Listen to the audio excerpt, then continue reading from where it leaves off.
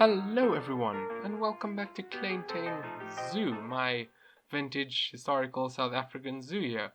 And before we go and check out the reptiles you clicked on this video to see, we're over here between the small mammal cages, the wolves over there, and the bandstand to show off a new playground I've made. So yeah, we've got a whole bunch of different equipment over here, all vibrantly painted, bright colors, the very thing that many poisonous and venomous things in nature evolved to keep things away. Yeah, for some reason bright colors also attract children, so we've painted the play things like that. So yeah, we got our climbing frames over here, our seesaws, our swings, very close to the ground because screw big kids, as soon as you reach a certain height you can't use the swings anymore, fortunately. And we got the 1000-degree slide, the one that you can cook eggs on when it gets too hot. In fact, let me actually check the time of day. Yeah. Oh yeah, this thing's, you can only use this thing before 12 o'clock, and afterwards it's gonna be a scorcher. It's gonna burn your little butt cheeks. And of course we've got the merry-go-round, the thing that you will go on and spin around, and you feel great for 5 seconds coming off of it, and then you'll have instant regret, and then hop right back on 2 minutes after. It's really a conundrum as to why children, myself included when I was a child, liked this so much. But yeah. And of course, we've got more playground stuff over here. We've got merry-go-round, seesaws, another super hot metal slide, and some climbing frames. And all these playground items are available on the workshop, so if you want to go put them in your own zoo, you can head down to the description, go to the Steam workshop and download them. And you can change the colors of these things in case they're too vibrant in your face. You can just make them a more uniform coloration. And so yeah, in this area we also have some benches so people can watch their children while they're playing. And in case you're wondering why there's it's kind of like one big playground, but they are kind of split into two separate areas. And it is a bit of a touchy, awkward subject, but it's the same reason why I have two bathrooms right close to each other. And if you know history and how people, especially in more Western countries, behaved during the 20th century, you can probably guess where I'm going with this. But yeah, the reason was racial and ethnic discrimination. So yeah, in South Africa, the country where the zoo is set, for pretty much most of the 20th century, the country was under an apartheid regime, and probably one of the most infamous policies were the racial segregation policies. So it was common practice for places to have different facilities for different racial groups, usually Europeans and non-Europeans. So that's why you have two bathrooms so close to each other. Actually, when I first built this bathroom, I probably should have had two, but I actually kind of forgot that was a thing. So it's good that we had a point where we forgot how shitty we used to treat each other. And same thing with this playgrounds. It's one playground for each kind of group. So I was debating if I should include something, should address this in the series, because this is just like it's a Planet Zoo game. It's a zoo game series. It's not that serious, but I figured since I'm representing the history of South Africa and its zoos, apartheid was a very important piece of our history, and I had to address it at least in one episode. So I'm figured I'll do that now. I didn't put any signs saying Europeans here and non-Europeans there, because I don't want someone downloading this file and picking it up and taking screenshots thinking I support these kind of policies, because I don't. I really just wanted to bring it up, just kind of show how much we've changed, because if in the series I'm going to show the animal cruelty, I figured you might as well show the human cruelty as well, to show what has happened. What is this polar bear doing? Okay, it's back to normal. But yeah, I figured, you know what, if I'm going to show polar bears in this tiny 3-meter radius pit, I think it's also fair to show how shitty we used to treat people as well, not just the animals, and show how far we've come. It's like the same way I don't support putting polar bears in tiny cages like this, or wolves in small cages like this. I don't support separating people on like ridiculous basis, like the color of their skin. So yeah, I know, I'm sorry, it's a bit of a heavy topic for a Planet Zoo video, but it's something I had to, I needed to address at least one time in the series. So if in the future you see me building 2 bathrooms really close to each other, I guess you can understand why. I think what I'll do in the future is actually just build one structure and then there'll be like 4 entrances on that side. That will just also kind of saves on space. It's a bit less obvious also. Yeah, and in the future when, you know, the policies are gone, I can just easily renovate them to just be normal bathrooms that everyone can use. No need to separate them. And yeah, also another thing I should mention is the kind of like facilities like this. Fortunately, in South Africa, zoos, pretty much everyone could visit. I know Pretoria and Johannesburg Zoo, everyone could attend the zoo. It's just some things like the restaurant, so only I think white people could use. So probably same thing in this situation. This restaurant will only serve Europeans / white people. But anyway, enough of human cruelty. Let's go back to our normal animal cruelty. How was that for a segue? Wasn't that great a segue, but not it segued. We over it. Let's move on. So yeah, here's the reptile area I promised you in the intro and the title and I think the thumbnail. So yeah, we've got a few cool new reptile exhibits to show off here. And let's start down the middle. So we have this little grassy area where the sable and the springbuck were over here, as you can see. Last episode we already saw the new enclosures over there, and here we have renovated for the reptile area. This is still a grassy patch, but I think in the next 2 episodes we'll get some new exhibits here as well. But for now, just open grass. And yeah, we move on to this nice little circular tile area, the entrance to our reptile area.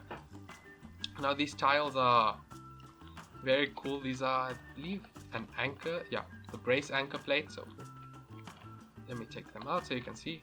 It's this piece and it's really versatile piece because you can recolor it and it really works well as tiles. I think I first saw Haribo using this tiles in a Steam Workshop blueprint. Maybe I'll leave the link to it in the description where he used the tiles. Like you have some of these pieces on the edges to kind of signify the edge of a panel, and then tiles all along here. So yeah, I just used the circle technique to get this circular pattern for the tiles. We've got plaster underneath, and yeah, it works really well. So our first exhibit that we see here is the Cape terrapin, also known as the marsh terrapin or the African helmeted terrapin. And these are made with some gutter pieces and I think letters. I use the ticks. Let me see if I can get one. There's some in the water here. Yeah, as you can see, I use these ticks to kind of for the arms and legs and the head, and you just sink them in, and boom, we have these little terrapins, and some on the island over here. Then if we move to the sides, we have our tortoises. So over here we have our Aldabra giant tortoise. And he's still a baby. One day he'll grow big and strong. The game's still on pause. This game's still on pause. Come on. Well, he's sleeping now. And a peafowl, a peahen, has wandered in, keeping him company. So yeah. And on this side we have a few more tortoises. We have our leopard tortoises. Now, these are just baby Aldabra tortoises because they kind of match the size of leopard tortoises, and I think normally leopard tortoises you would think of them being having that black and white mottled pattern, but sometimes you have individuals where the yellow is a bit more brown, and so it doesn't even look like they have the mottled pattern from far away, and they also get dirty, like covered in sand and dust, so you really don't even notice that they're leopard tortoises. You can't see that iconic mottled pattern, and they just look like brown tortoises. So I'm thinking these would be this kind of a color variant, these Aldabra giant tortoises, but they're not. They're leopard tortoises.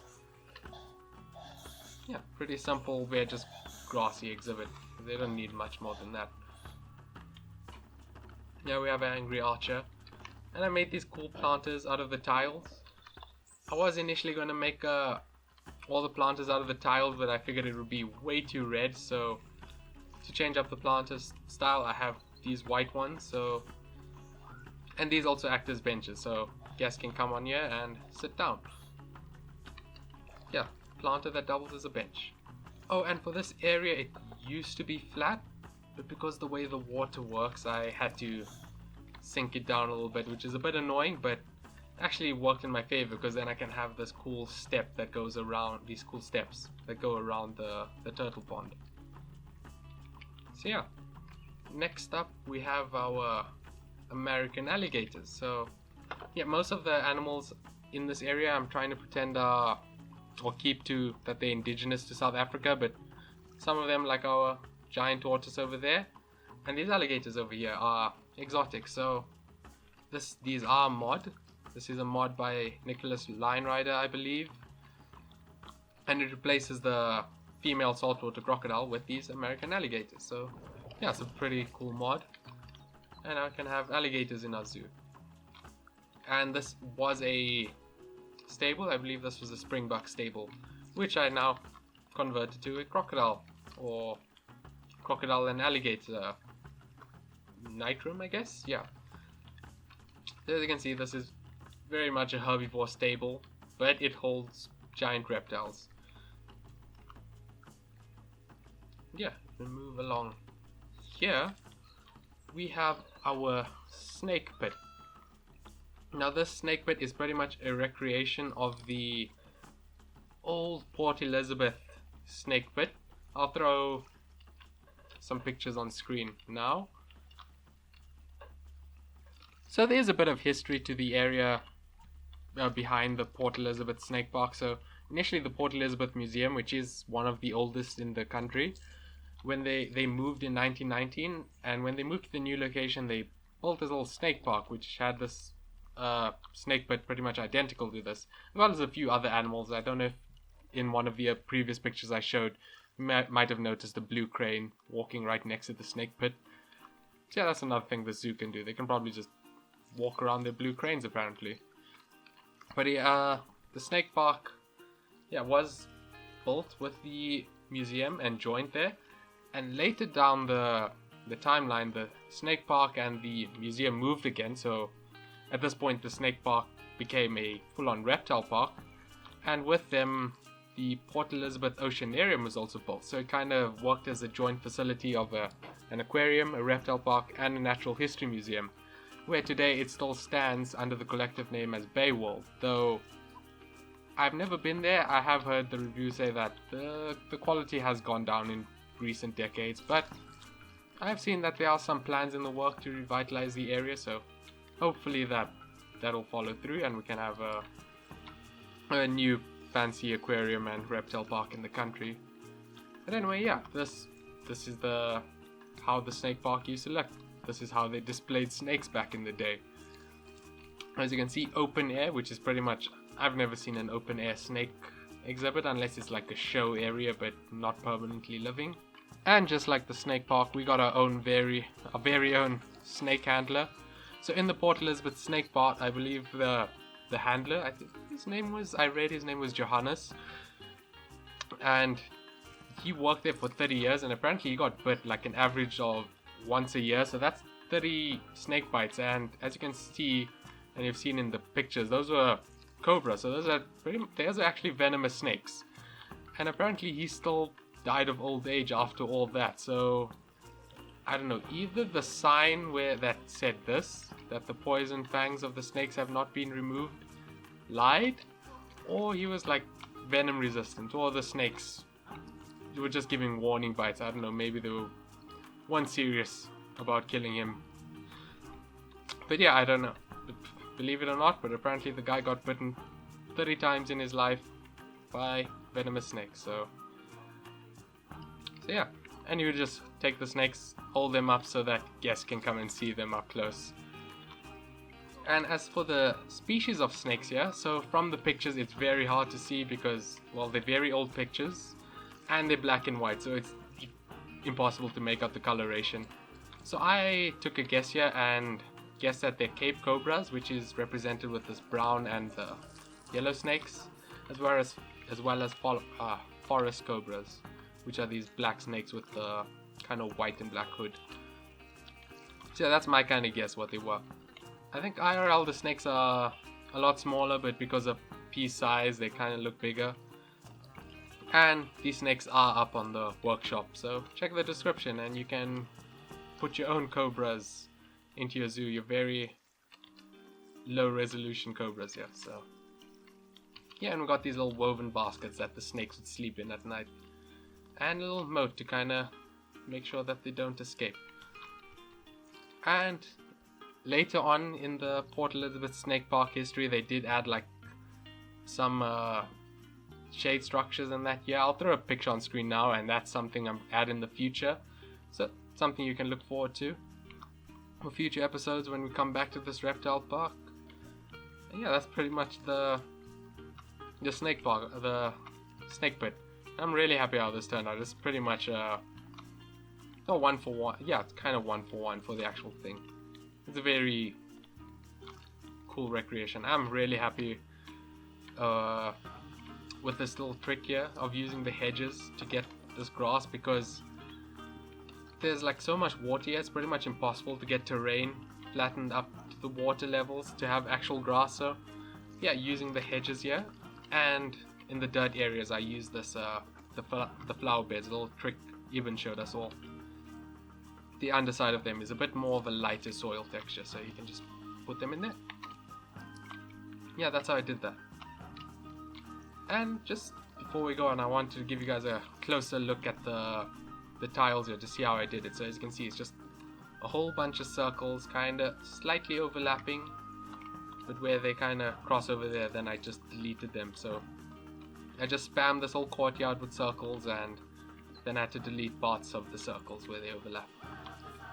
And that's how I made this cool little circle pattern on the courtyard here. Another thing is that this fence is also a heavy thing, mainly because of these little knobby things I wanted to include here. So these this red pieces would probably just be tiles kind of stacked along there, and then you'd have these knobby things just to kind of, you don't want people sitting on you, especially here with the snakes, because you don't want people getting too comfortable sitting on the wall and accidentally falling in, because that will be a bit of a problem. Yeah. But anyway, back to our animals. Here we have our Nile monitors. Well, actually these I'm pretending are rock monitors, so you're gonna have to use your imagination like with the leopard tortoises. These rock monitors are another indigenous South African species. Yeah, we've got a little pit for them to just crawl around in. As you can see, most of the foliage and rocks is towards the center. That way they just... Ooh, there's a cloud of green smoke coming out there. But it is towards the center, so the lizards can't use them to climb out and escape. Just getting some better lighting on this exhibit. And over here we have another, this one's a fully implied one.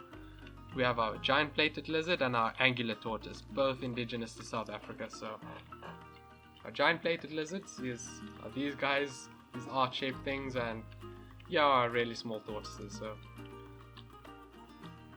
yeah, since the tortoises are so small, I was gonna have them their own exhibits, but they're really tiny. So I was like, yeah, I can just mix them with the lizards. Yeah, I don't believe these lizards can climb sheer vertical walls. Please correct me if I'm wrong, and I'll probably just replace them with another lizard species, but they also have their own little pit set up. I know the tortoises can't escape here, that's pretty much impossible for them.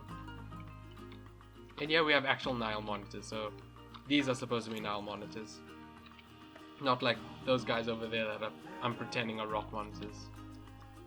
And since Nile monitors are also indigenous to South Africa, and same thing, most of the foliage is in the middle, and the sides are barren, so less room for escapees. And if we move along here, we have our big old tree, got a seating planter type thing. And here we have another exotic species, our radiated, Okay, the sign is not supposed to say Bergskulpat. That's yeah, Bergskulpat is the Afrikaans name for the leopard tortoise. Oops, that's an oopsie. I don't think radiated tortoise has an Afrikaans name because they're from Madagascar. They're, like I said, another exotic species. And these tortoises were made by ZZ, so I'll leave a link in the description. They made quite a few cool tortoises, so you can, and turtles, so you can go check that pack out. I will leave a link there. And actually, I almost forgot to mention this sign, or actually, let me come over here where we have a more complete sign. The sign was made by Drak. So yeah, big thank you to him for giving me the sign so I can put in the zoo, and it's really cool because you can have this really tiny text in here. And these are just, I think, owls framing this the small sign. It's a smaller sign we have in game. Yeah, so that's how I did it, and that's very that's probably going to be very, I'm going to use that a bit in the future. It's really useful for having tiny signs, because the in-game signs are like giant A3 or even like A2 pages. Oh yeah, and just one more thing I want to say about the snakes. I'm guessing that it's forest cobras and Cape cobras because they're indigenous to Port Elizabeth, and I read that most of the snakes at the Port Elizabeth Snake Park were, or most of the reptiles and animals are indigenous to the area. And I know it wouldn't be anything like a rinkhals or a spitting cobra because, yeah, getting blinded by a snake venom does not make for a good zoo experience, believe it or not, so I know it wouldn't be one of those. And the last animal we've got to show for is our Nile Crocodile, who is sitting over here. So this is a male saltwater crocodile. Nicholas Linerider did make a Nile Crocodile mod, but that also replaces the female saltwater crocodile, so, and I wanted them to be our alligators, so I'm just pretending the saltwater crocodile is a Nile Crocodile, and they do look pretty close, and since my textures are kind of crap because my GPU is outdated, you can't even notice the difference. And yeah, very similar setup to the alligators. Got a pool and just a little land area and an indoor area, although he is way too big to fit through that door. If we check his traversable area, we'll see that, yeah, I can only come here. He's mostly in the water though. It's cool that he still can come on the water, even though it's such a small space. Ah, he's doing a swim. I've never seen him move before. Lots of exercise he just got there. Big swim. And yeah, we can come back here. We can see that one of the pens has been turned into a storage area. And the backstage area, we've transformed it a bit, as you can see a height difference that I've had to introduce because of the water.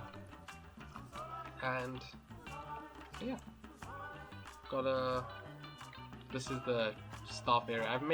This was here for quite a while already, and we just got a trade center in here, so there's no interior. And the path just kind of goes along here, and in the future I'm gonna have to add an actual paving to here and clean up all of this. That's whoopsie daisies. Yeah, I think that's all I gotta show for this episode. I hope you enjoyed this episode. Hope you liked all the cool reptile stuff. Reptile areas are probably one of my favorites in zoos. Like, my favorite area in Pretoria Zoo is their reptile park. I don't know why, I can't explain it, but I really enjoy it. So yeah, I'm really happy with how this turned out, and I'm really excited for what I'm going to add in the future. Like I said, add some shade structures to this snake bit, and then also have some other ideas for the future, but that's for many episodes down the line. So yeah, thanks for watching, and sorry for the bit of an awkward subject at the beginning, but I feel like I had to talk about it eventually in this series, because it's such an important part of this country's history. Anyway, yeah, thanks for watching, and I'll hopefully see you in the next episode. Bye!